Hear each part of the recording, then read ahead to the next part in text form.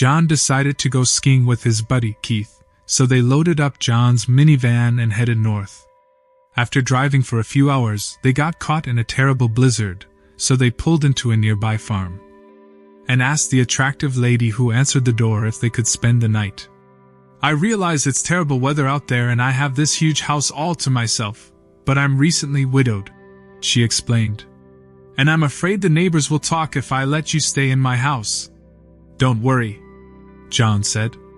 "We'll be happy to sleep in the barn, and if the weather breaks, we'll be gone at first light."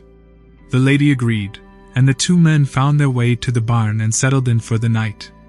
Come morning, the weather had cleared, and they got on their way and enjoyed a great weekend of skiing. But about 9 months later, John got an unexpected letter from an attorney. It took him a few minutes to figure it out, but he finally determined that it was from the attorney of that attractive widow he had met on the skiing weekend. He dropped in on his friend Keith and asked, "Keith, do you remember that good-looking widow from the farm we stayed at on our skiing holiday about 9 months ago?"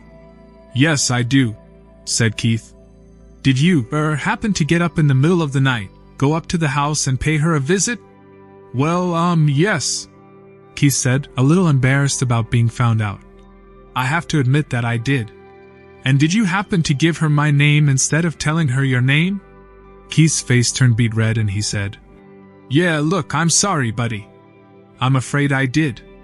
"Why do you ask?" "Well, she just died and left everything for me." After a long night of making love, the guy notices a photo of another man on the woman's nightstand by the bed. He begins to worry. "Is this your husband?" he nervously asks. "No, silly," she replies, snuggling up to him. "Your boyfriend, then?" he continues. "No, not at all," she says. "Is it your dad or your brother?"